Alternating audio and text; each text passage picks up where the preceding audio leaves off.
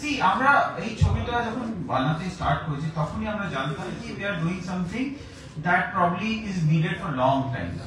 and আমাদের মনে হয় এই ছবিটা যেভাবে একটা কমপ্লিট মাস এন্টারটেইনার হয়েছে ফাইনালি এতদিন থেকে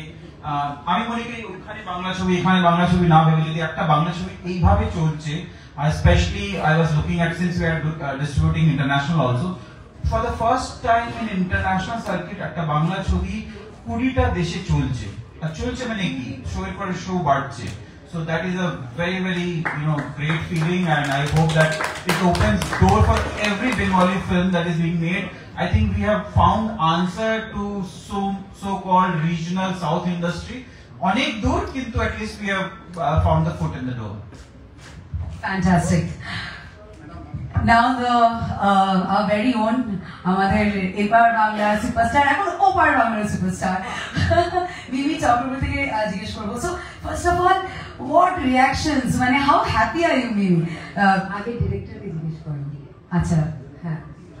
এই হচ্ছে সুপারস্টার অ্যাক্টর হ্যাঁ এক্স্যাক্টলি জানে ওকে ওকে সো আমি আপনাকে কি বলবো first of all congratulations you are the captain so many many congratulations to you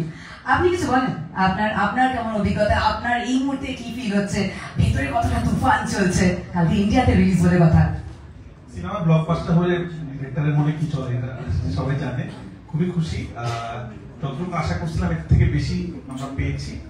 বাংলাদেশে তো সব রেকর্ড ভেঙে দিয়েছে আমাদের প্রডিউসার তো বললোই এবং আমরা যেটা অবাক হয়েছি দেশের বাইরের যে রেসপন্স এটা খুব ভয়ানক মানে বাংলাদেশে সাধারণত কি হচ্ছে টিকিট পাওয়া যাচ্ছে না সবাই হল ভেঙে ফেলছে এতদিন হয়ে গেছে তাও মানুষ টিকিটের ক্রাইসিস এবং একটা পর একটা রেকর্ড ক্রস করছে কিন্তু যখন দেশের বাইরে মুক্তি পেল সেখানেও একই অবস্থা তো খুবই ভালো লাগতেছে সবথেকে বেশি ভালো লাগতেছে কালকে আমার খুব পছন্দের শহর কলকাতাতে আমার ছবি মুক্তি পাচ্ছে এবং আমি বরাবরই বলি মনিদার মতো আমি আলাদা করতে চাই না এই বাংলা ওই বাংলা ভাষার ছবি আমি এতটুকু বলতে পারবো আমরা তো 100 কোটি 200 কোটি টাকা বাজেটের ছবি বানাইনি আমরা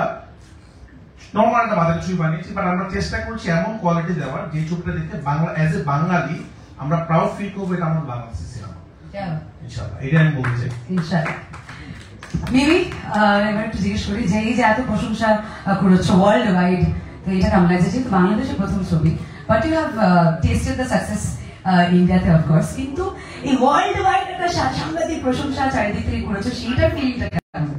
সবার আগে আমার প্রেসের বন্ধুদের ধন্যবাদ জানাই যারা এখানে এসছে এবং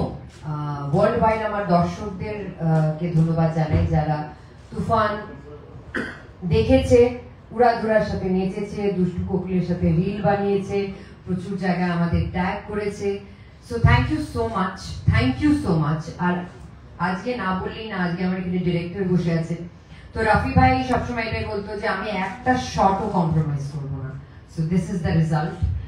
আর এই পাশে বসে আছে আমাদের দুইজন প্রডিউসার অ্যান্ড শাকিল ভাইয়ের সাথে আমার প্রথম কাজ বাট আমি ক্রেডিট দিতে চাই মনিদাকে who convinced me to do the film so thank you otherwise I would have missed this part and definitely Shakib যে being such a big superstar he's so warm so grounded আর আমি এটা সবসময় বলি যে আমি যদি ওয়ার্মথ না পাই আমার সারাউন্ডিংস থেকে ওয়ার্মথ না পাই কাজের জায়গা থেকে যেটা আমার প্যাশন যেটা আমার অস্তিত্ব যেটা আমার হয়ে ওঠা যেটা আমার গড়ে ওঠা তো সেখানে আমি এক্সেল করতে পারি না সো আই বিলিভ যে এই জায়গায় সবাই মিলে এত ভালোবেসেছে যে তুফান আপনাদের রেজাল্ট দেখিয়েছে আর আশা করি কালকে যখন রিলিজ করবে কলকাতায় প্লিজ কলকাতাবাসী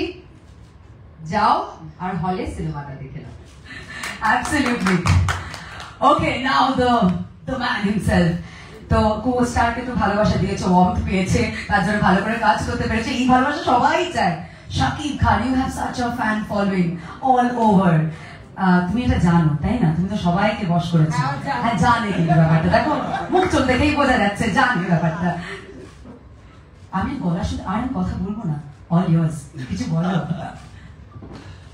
থ্যাংক ইউ আপনাদের অনেক অনেক ধন্যবাদ আপনারা আজ আমাদের এত সাপোর্ট করতে এসেছেন তুফানকে সাপোর্ট করতে এসেছেন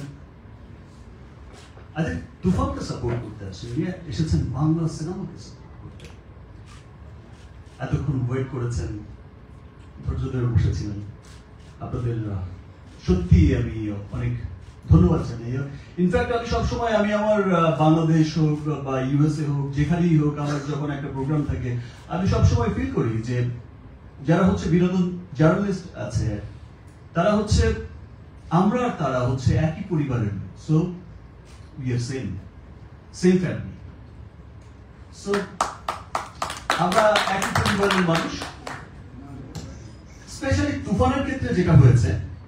তুফানে আমি যদি স্টোরিটা ছোট্ট করে বলতে চাই, স্টোরিটা শুরু হয়েছে একটা সুন্দর কোলাবোরেশন থেকে, বাংলায় কোলাবোরেশন। ওপার বাংলা থেকে আমাদের স্বনামধন্য বড় প্রযোজনা প্রতিষ্ঠান আলফায়ার শাকিল ভাই এখানে বসে আছে, চরকি কাজ করেছে। এপার বাংলা থেকে এসবিএফ, এই যে একটা চমৎকার কোলাবোরেশন। আর যিনি ডাইরেকশন দিয়েছেন রায়হান রাফি, ওকেও সবাই হিট মেশিন বলে। এই যে চমৎকার কোলাবোরেশন, তারপরে এসেছে সুপারস্টার বিউটিফুল মিমি চক্রবর্তী। ও